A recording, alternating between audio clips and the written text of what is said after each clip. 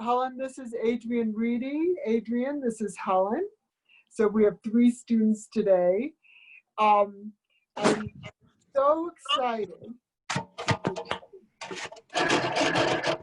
I'm so excited to have what we have today. I wanted to find out how we can make our instrumental in social change. And the reason is twofold. One, I thought about what it is to be an artist, the artists whom I admire. And it seems to me that the best artists are very kind people. And if you think about art, all the kinds of art there is. Those people in art, including ourselves, we have to be open to ideas and open to different ways of seeing things and perspectives. And the only way to do that is if we're not set in our ways and we question ourselves. And I think that leads to a kind heart. When the movement in the States happened, Black Lives Matter, and then it went all over the world, I thought of myself as a teacher, what can I do better? I have to do better from the beginning because I teach very young kids. I start them at 3 years old. So how can I teach being this kind person and nurturing to everybody, regardless of who they are, where they come from? I try to do it, but I feel I have to do better. And one way I'm trying to do better is I invited Adrienne Reedy to talk about this subject and how it relates to us. And one other relatable topic I have is I'm a proponent, I really believe in Suzuki. I teach Suzuki method in the beginning. And Suzuki thought, he was a famous violinist and had the teaching method, that you teach kindness first to be an artist. If you have a kind heart, that is what is first, beyond technique, and it will come, everything else will come, and that is your base for musicality and artistry. So I have this wonderful person, Adrienne Reedy, who is a painter, a singer. She's starting a school, and I didn't even know this, that she speaks about Black Lives Matter and this topic professionally. I didn't know that, and you do so many things. So we're so grateful to have you here and invite you with an open heart. Thank you so much, Lisa, and thank you to your, these are all your students?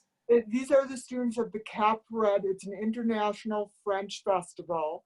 And these are the Okay. students who were courageous enough to do this on Zoom.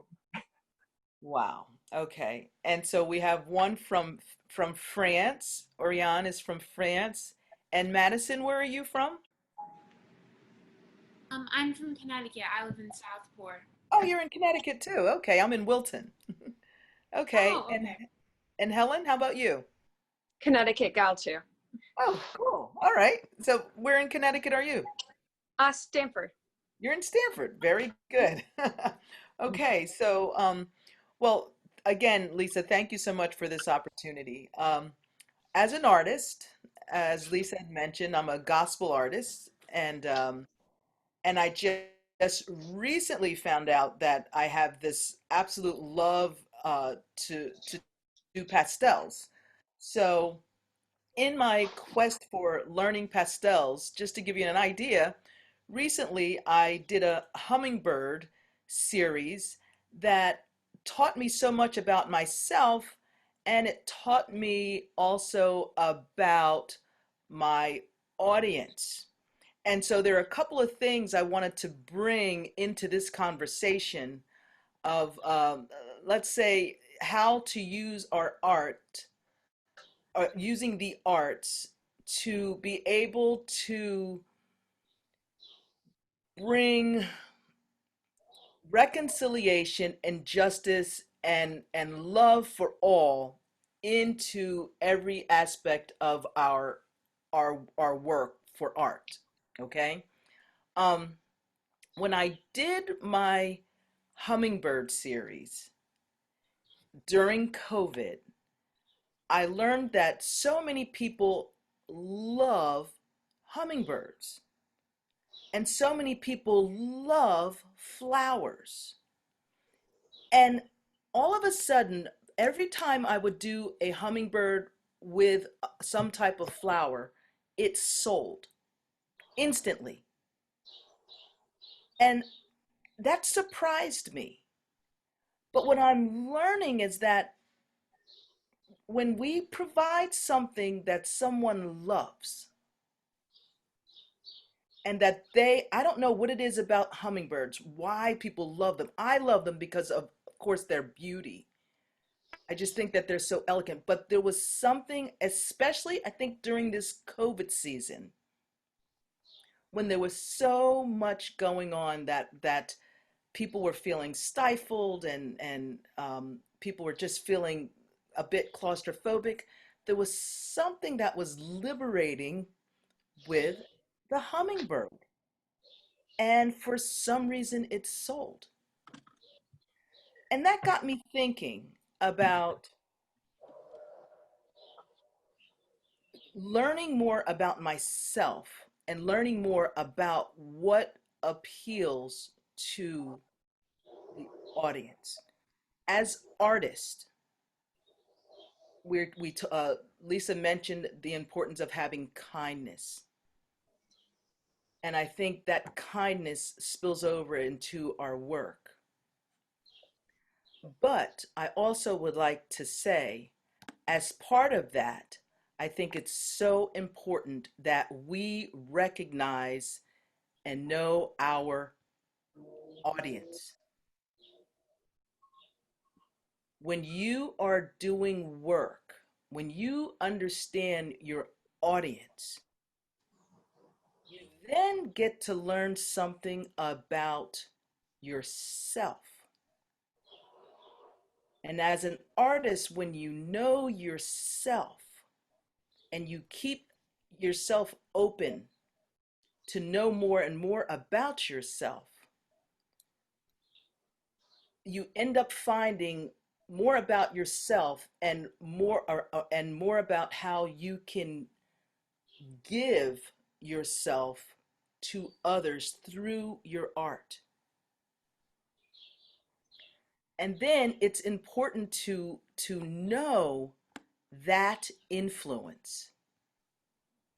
So it's three things here. It's knowing your audience, knowing yourself, and knowing your influence. A lot of times, especially I can speak to us as girls and as women, we don't realize our own influence. We all have influence, but it's what do we do with our influence? By influence, I mean I can walk into a room and I can carry myself in a way that would demand respect. I can walk into my room or into a room and I can quickly know who it is that I need to talk to. Or I could quickly know who needs to talk to me. As women, as young girls, know your influence. You have it. And so, what do we do with it when we have it? So, as artists, I always look at what is it that I want to say in my artwork. I always try to make sure that the artwork that I receive, whether I'm singing a song, if I'm asked to perform somewhere, I am conscious about what is the message that I need to convey from my heart that can then spill over to any and everyone who is within a listening ear.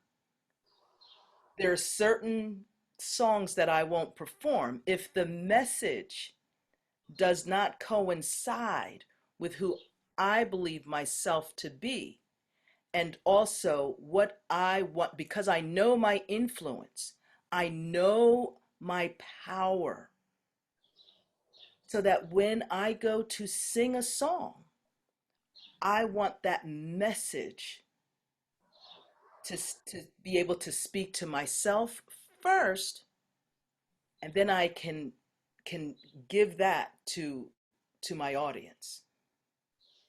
So do you understand what I'm saying here? Yeah. Sorry. Because I think that's very, very important. Sometimes I think we get nervous and we're not aware our message that we want to give gets convoluted or whatever, and we get nervous, we can't get it out.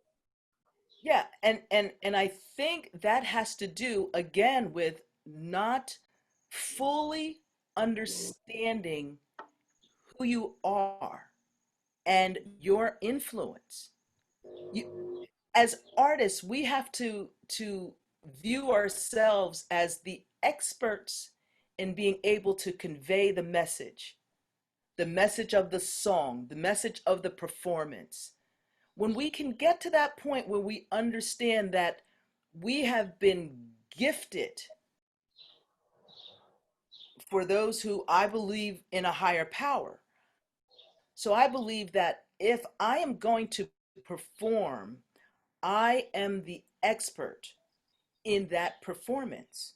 And therefore, I owe it to my audience to bring my best and my put my best foot forward and bring my best to the table, so that when I am finished, it is like I was simply a conduit, and it no longer becomes about, being fearful and allowing myself to get distracted of the message, the importance of the message that I've been gifted to give to my audience. Does that make sense? I know what you're saying. I would like to hear it in other words too. Sometimes it works. Sometimes I feel really good, but personally, like I have a lot of stage fright at odd times, and I'm sure I'm speaking Right. for everybody. Like I'd like to hear it from you. I think that's just a human thing, and I don't know. All of a sudden, you have to get into yourself and remind yourself of that. Yeah, sometimes we're, oh, go on. No, you go. Oh, okay. Sometimes what I do, I usually do this before a concert, is it's so silly, but I'll be like behind the door, like about to walk in or something, or in the dressing room or whatever. And I'll just like sit there, and sometimes I'll have a mirror, sometimes I won't. And I'll just be like, Helen, you are the best at this piece. Nobody has ever done this piece like you do this piece. You are the absolute greatest in the world. And all of those people out there don't play harp, so they won't know even if you're not the greatest. And I just like give myself like Yes. a rousing pep talk, and then I do like a hair flip, like it's that Madonna power going, and then just kind of walk into the room. But, and sometimes I do some really silly things like beforehand, like before Allstate this year, I found like a really quiet hallway in the school, and I just went, yes, yes, yes, yes, yes, and I just did like Oprah hands and stuff. But it was like, it was good, like being weird and being kind of getting out of your comfort zone before kind of getting nervous kind of helps me, and being a little ridiculous. So I think that's great. I think it's great. You're using your power. That is so neat. Yes. What were you going to say, Oriane? I was just gonna say that not only with art, what I do, I'm very observant. Like I analyze everything around me, every people around me. And sometimes people get scared of me because of that, because I can perfectly understand everything around me very easily. And so through arts, with music, it's easier, but it's not something that I will uh, mm, that will think when I'm performing, obviously, or something like that. Because it's not the first thing that I'm thinking about. Just thinking about relaxing, because I have stress performing a lot too. I'm just thinking about breathing, because sometimes I don't breathe and I'm panicking. So I just breathe and I'm thinking it's gonna be okay. I'm gonna play as I want to. It's not a big deal, and I'm gonna do what I like to do. I'm gonna perform, and I'm gonna play music, nothing else. So yeah, I think it's important to think who is around you, who do you want to transmit to people. But to me, if I think too much, it's not gonna be music. If I think too much, it's just gonna be something that I know how to play. It's just gonna be notes. To me, I need to just relax and play music, and that's the best message that I want to give to people. I think so. Yes. Yeah. Yes. We are so lucky that we can do what we do. Mhm. If we just relax into that and give it away, we're offering something. We It's have to think that we have a gift to offer. yes. Yes. That is and that you that and again I'm taking a major leap here, assuming that neither of you would go and perform if you weren't prepared. So I'm talking about after we've done the hard work, after we've been disciplined and we do all of that, and then it comes time to then give this gift to your audience. It's like knowing yourself and understanding, even when you're rehearsing, what, yeah, I'm constantly asking myself the question, what is it that I'm supposed to be learning from this piece? What is it that even when I'm doing a piece of artwork, what is it that I want to, that I really want to convey with this piece of, with this painting? What is it that I'm trying to say? And then once I get that, I discover that and I get that out, then I ask, okay, what did I learn from this experience?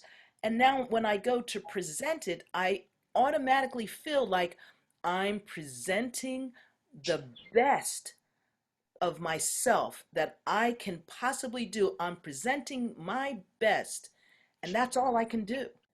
And whatever else happens after that, it's not up to me. It's up to, like I said, I believe in a higher power, but I just feel like I just want that to just rest on each and every person who is willing to hear and receive.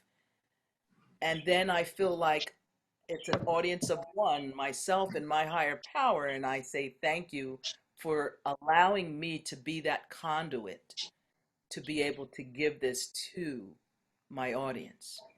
You know what's Make interesting? sense? When you say it also that way, the only way we could give Foley if it's all by kindness. If we have anything that is the opposite of kindness, fear, questioning, without faith, without if we're putting ourselves down, that's not kind.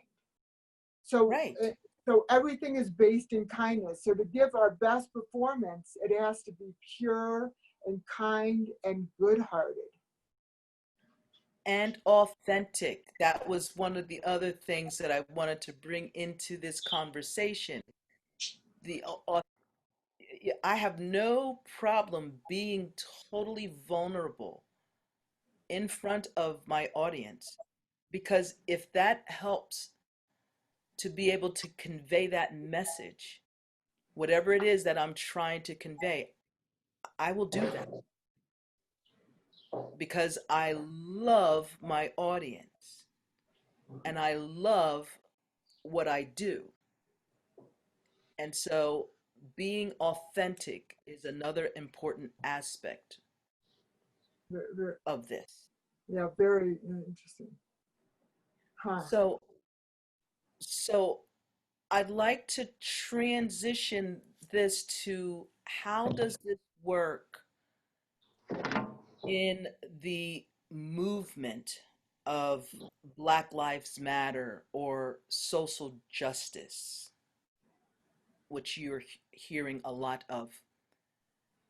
In our, Oriane, in our country, the past few weeks, especially for African Americans, have been uh, totally it's been a huge challenge, to be honest with you. I am a mom. I have raised three biracial sons. Um, my guys are 28, 25, and 22. And when I witnessed the brutal murder of George Floyd the other week, I literally thought I was going to lose my mind, because just a few weeks before that, or even days, there was the Ahmaud Arbery, who's the same age as my middle son, and whose birthday was right around the same time of my son's birthday.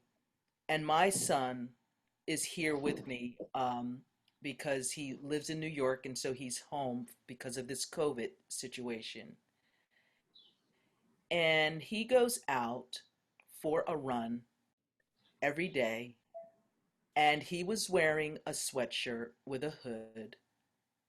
And all I could think about was, oh my God, that could have been my son who was hunted down by people who shot and killed him. And then there was the incident of Amy Cooper, who was in Central Park.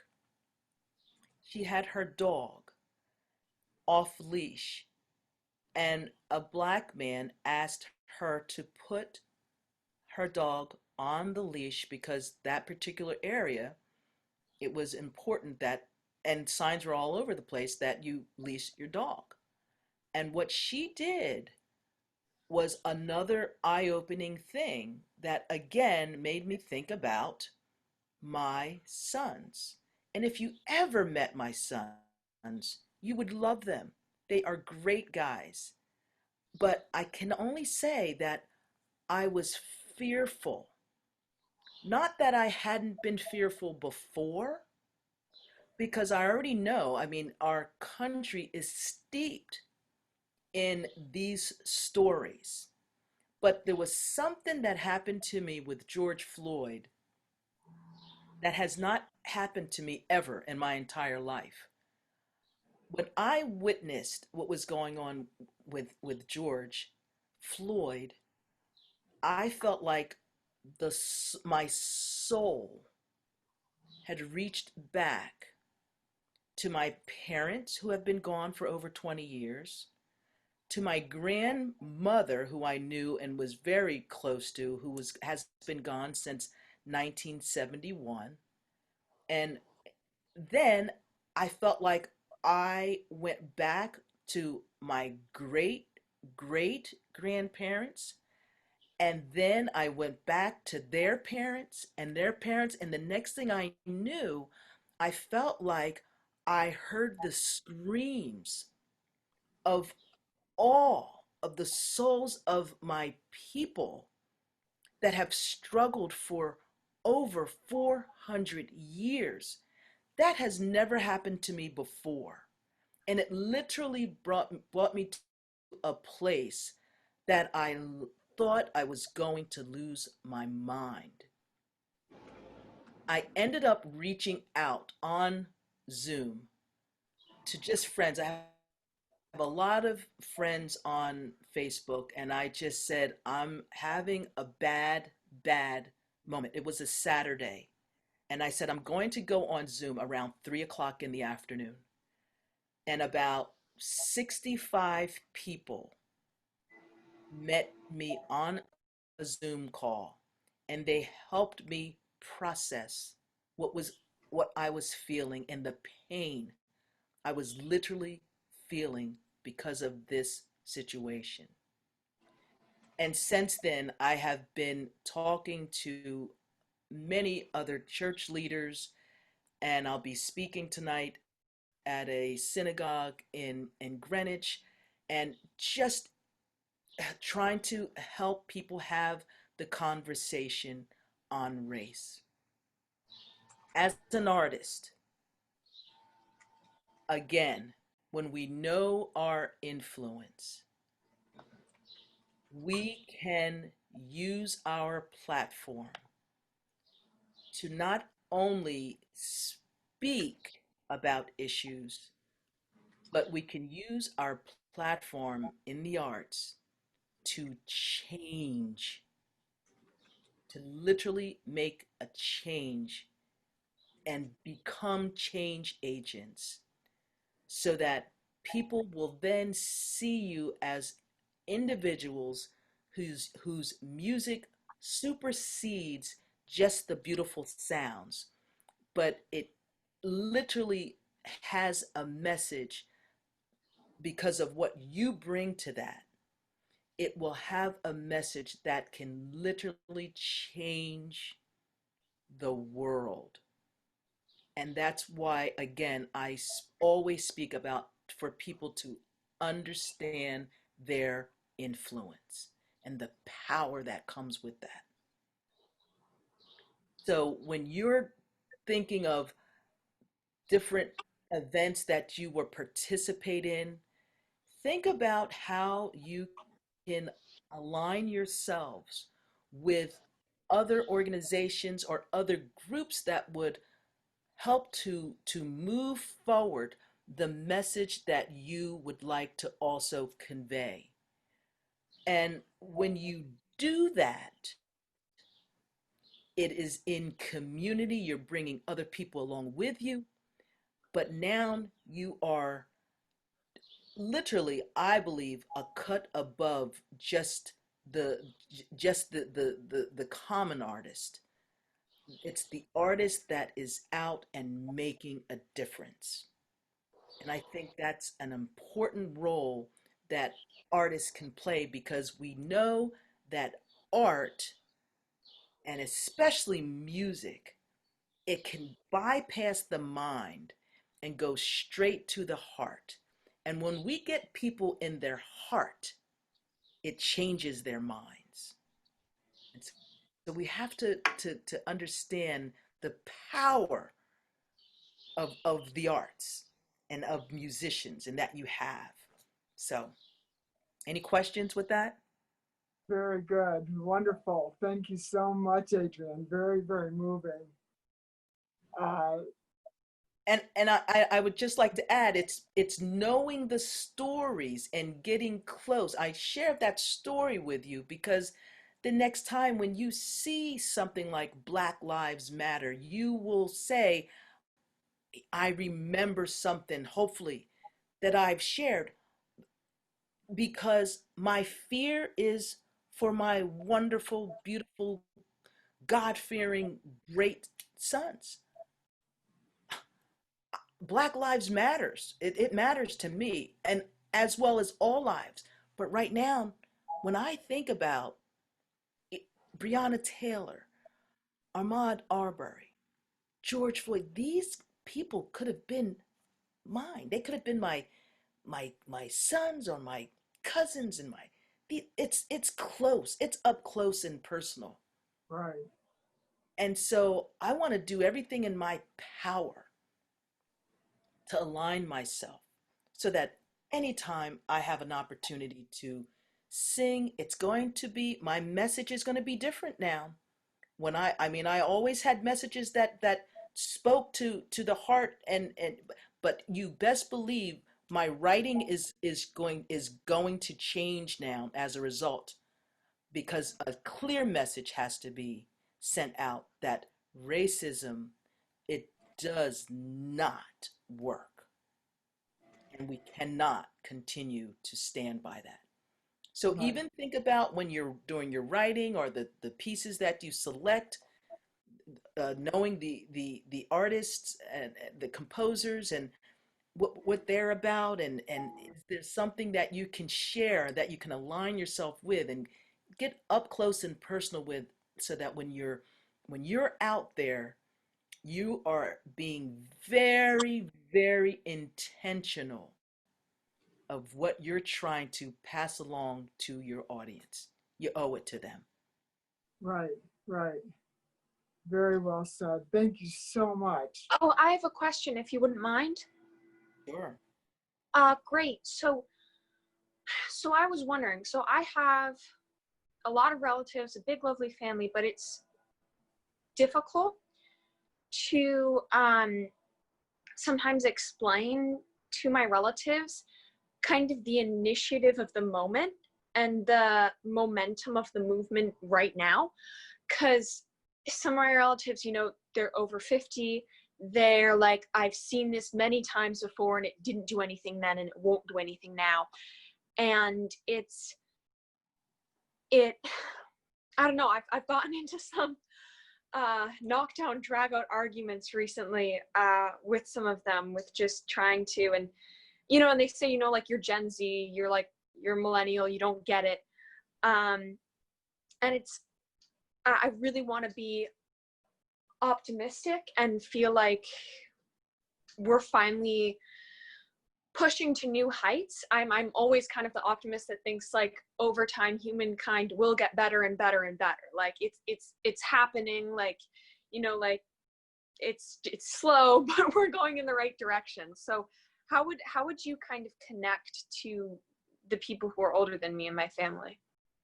First of all, I commend you, and I love you. Your generation, you guys are our hope.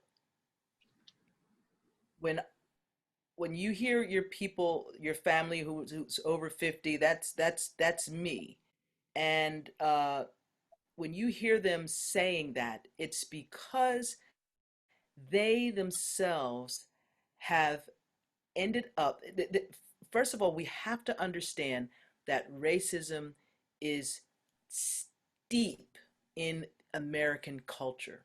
And although this Black Lives Matter is a worldwide movement now, because it has been um, basically based on the color of the skin, and also even the darker the skin. People have to understand that it's racism at the core of the economic, at the core of all of these issues that are going on. It's racism, and our country has done a poor job acknowledging it. Okay, so you learn to pick your battles. You will have some family members who are watching you, and when you I always tell people, we reflect, we take care of it in ourselves, and if we can take care of it in our homes. I mean, you have to respect where you live, and you respect your parents and the elders, but you don't have to engage when you hear people talk poorly about another race or another people group. You can just look at them, and you don't even have to say anything. Just walk away. And again, that is power. It's knowing and understanding your power. There are some people who it's not worth engaging in the conversation right now. It's but it is worth you being. You be the person.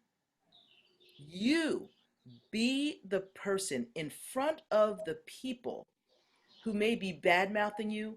If you hear them saying things that are derogatory about another person, or you look at them, and it's like, wow, and you just walk away. You didn't argue with them. What you were saying is, you know what? I am not even going to engage in this. And then if they say something to you later, then you simply say, I would really appreciate if you don't talk like that around me. When you see it in your Facebook post or when people start doing things, you manage and be the light that the world needs. And what will happen is that kindness and that light will draw other people. And then over time, you will see those 50-year-olds embarrassed with their behavior, and over time it will stop. I call what I'm calling people to. I'm calling for a new word. I think we have enough racists in the world, and I'm trying to raise a level of people that I call gracists. So there's gracism instead of racism. And so what I do is I try to talk to people and I don't judge them for their poor behavior because this stuff goes deep. It's deep, deep, deep. And a lot of times they're so it's become the way, just the norm. They're unconscious of it. So I just give grace. It's very rarely will I unfriend someone on Facebook. It's rare. I think I've only done it now, and I've been on Facebook for quite some time. I think I did one, and it was my nephew because he kept. I don't want racist mess on my feed, and I talked to him several times. The third time, it didn't matter, so I unfollowed him, and I explained to him why. Okay, so you continue, and the other thing I love to tell the young people, you all, is learn your history as you stay in this movement, because this is going to be a long, you got to be in it for the long haul. I've been doing this movement now for at least 25 years. Okay, it's long, but it's steady. And sometimes we make a step forward and then we make 5 steps backwards. But the difference, what's going on right now, is that years ago, there would only be people who looked like me in the fight. When I live in Wilton, and when I went to one of the marches, I was shocked at all the young people. And they were white people, and they were Asian, and they were Latino. And I was just like, I was so excited because the work, it's going to take all of us, all of us. And that's what's happening now. Everybody's getting involved. But know your history. Allow your time to get to know. You're in Stanford, get to know. If you don't have uh, uh, friends that are diverse, be intentional about being in spaces where you can get to meet and know more people of color. It's important.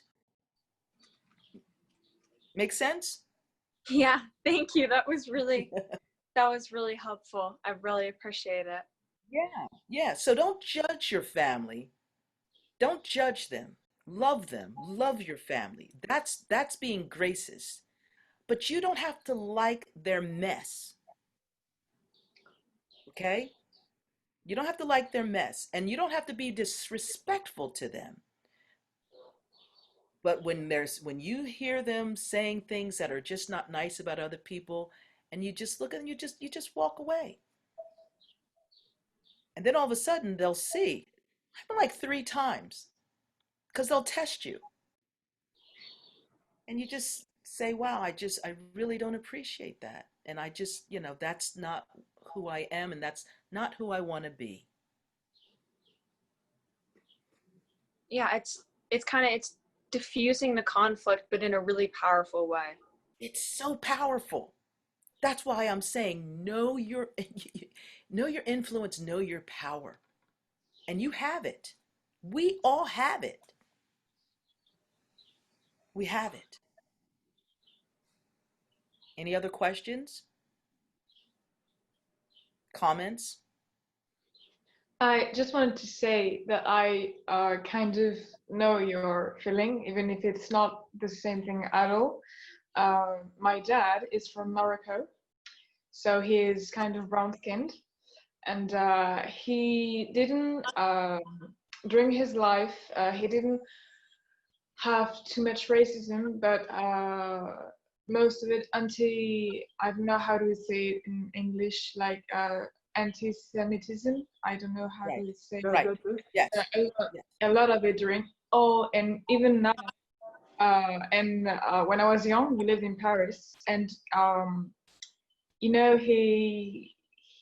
we know it when we look at his face. He has a type of it that's from Morocco and North Africa. So when we walked on the street, sometimes people were looking at us as if there was something that were bothering them or something that they didn't want to see, even they were just turning their head, etc. And you know, there were a few years ago, there were some events in Paris. I don't know if you heard it. There were a lot of tributes all around the world, and you have to know that it was the next day after my birthday, 13th of November. I'm born the 12th of November. When I woke up the morning and I saw the news at the TV, Right. my dad wasn't at home. I was the scariest Right. daughter on earth, and I was so afraid that I called my mom and I asked, "Where is Daddy?" And she told me he was at work. I thank God because I Right. was really afraid. And I know that today, uh, Black Lives Matter is a really important movement all around the world. And I totally support you, and I totally support what you're thinking, what you're saying, because I think the same, and that it must change. It's not normal that we live in a world like that. Yeah. And that's why also I want to teach my children and my grandchildren to live like that, to be Yeah. grateful to the life they have, and to just convey Yes. peace like this. So I've lived in a world like that when I couldn't totally say what I meant. I couldn't totally speak about my religion, etc. So I totally understand what you're saying. So that's Yes. why. Thank you. Thank you for sharing that. Thank you. And So, I have one more question if we have the time. okay. It's, well, something I get, and from my community, I live in two places. My dad has a place in New Canaan, and we have another place in Stanford. And sometimes with the New Canaan crowd, they're a little different. Sometimes I'll get the comment from fellow white Americans, which is, "It's not my problem," or like they'll be like, "My family came from Poland in the 1920s. We never owned slaves." Like, and they feel personally attacked, which is like not anything we're trying to convey. But I don't really know how to like respond to that, because sometimes I'm like, my default is just like, well, you're American, you bought into this country, let's like help other people. But I don't know if you have something better to like kind of help them understand. Great question. Yeah. Yeah. When we look at the way our country has been structured, the structural, what they refer to as the systems and structures that are in place, okay? Like one of the structural things that they're trying to disband is the police brutality, because if you understand the history behind the police and what that represents, that goes all the way back to Reconstruction and Jim Crow, like the Jim Crow laws. This is why it's so important to understand the history. For instance, my grandmother, who I said died in 1971, was the only grandparent that I knew. Um, she was born in 1887. So if my grandmother was born in 1887, that means her mother, who I didn't know, my great grandmother, was probably, at least her mother was a slave.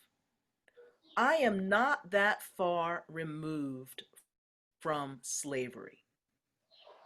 So people think of slavery as being so long ago. But when you look at it in terms of the generation, it's not that long ago. So the people who came to this country, we were brought to this country as slaves. We were brought here. We were sold into slavery.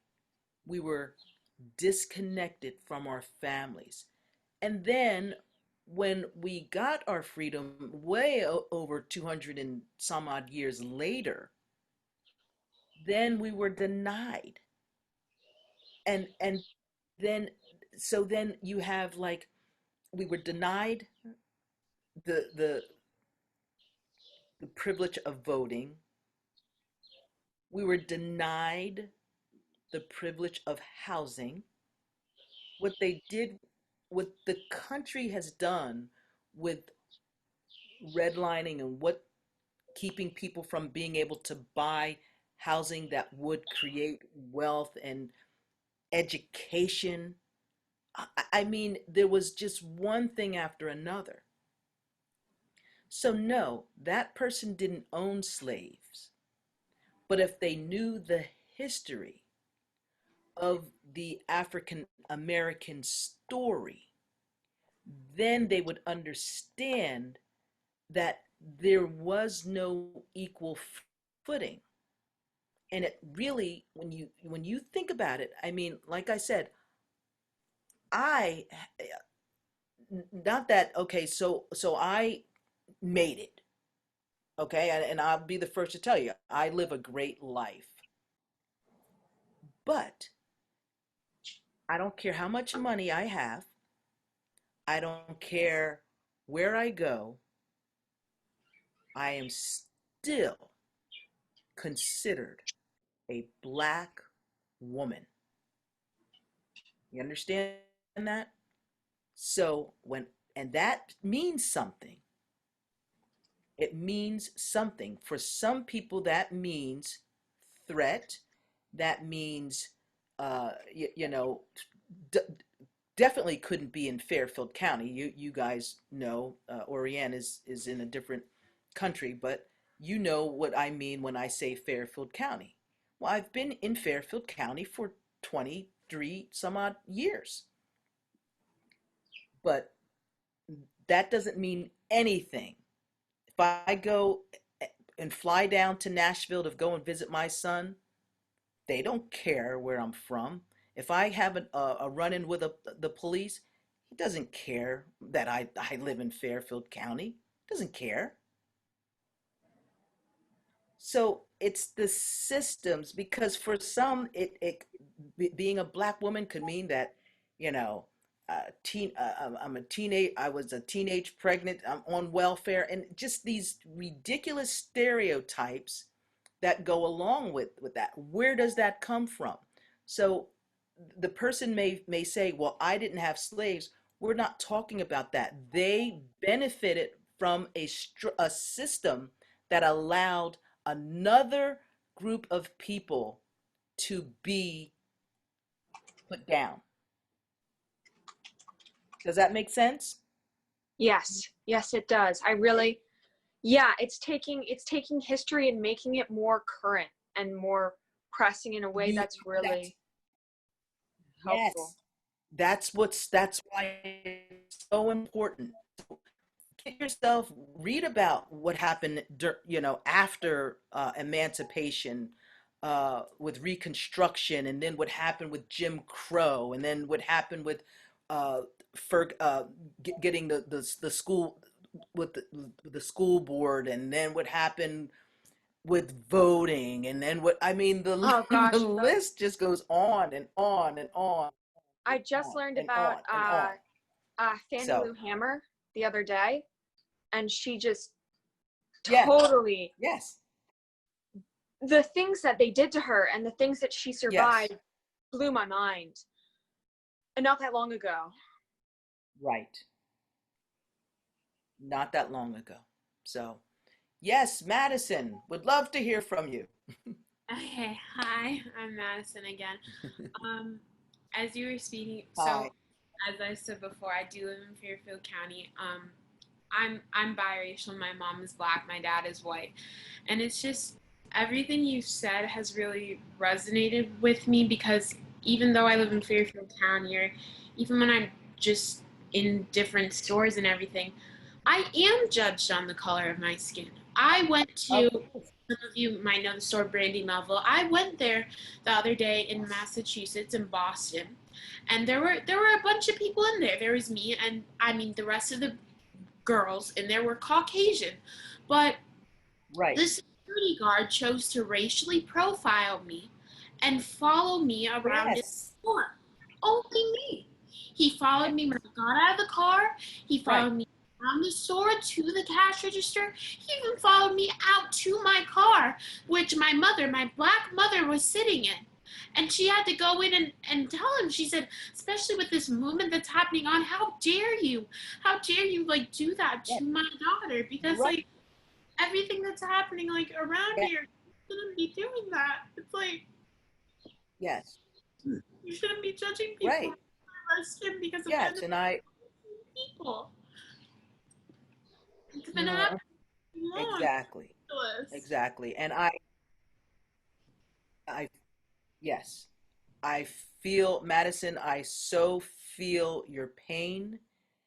And, you know, I'm always encouraging, like, we have to, speak truth. Whenever something like that happens, you call people out on it. I'm so glad that your mom was there to let him know or her know what was going on. But I feel you, and this is what I want our white brothers and sisters to understand, that this is real. It's real. It's not something that's made up. It's real, and it's hurtful. It's degrading. It's harmful. You know, and so people have to. This is the year of exposure, and you know, I hope that you have in Southport a good support system. You have friends and all there. You're in Southport, right? I am in Southport. It is a primarily Caucasian neighborhood, and I go to a private school in Right. Westfield, which is also primarily Caucasian. So I do have some. I do have. There are What some do you African go to? American people of color in the school, but I think during this time, a lot of them have become my allies. A lot of them have asked me to educate them on the topic, which I'm very willing to do so. But it's just as like you as sorry as like for not for being Caucasian, you guys have privilege already. You have privilege, but you need to know how to use it and how to be an ally and how to help your friends of color and even family members of color and how to use that privilege. And I mean, just be an ally. Don't use it against us. Use it to help us and educate your friends, educate your families. I mean, especially in this time, it's something that is very necessary because we're living in the 21st century and we still have to deal with racism and discrimination, and it's crazy. Yeah, It shouldn't be prejudged. happening. Being it prejudged. is crazy. Yeah, no, Right. Madison, do you have any suggestions for us? I mean, I think especially by having social media, especially during this time, like Instagram, you can read so many things about how to be an ally. Just even Google it. You can donate, you can sign petitions. I think it's very important to be educated and know what is happening during this time, and don't be afraid to be a friend and speak up about it, and someone who's not like you and someone who doesn't even know what's happening. And I think it's not something that we should just be like brushing aside or like not be willing to know about. Like, this happens in America.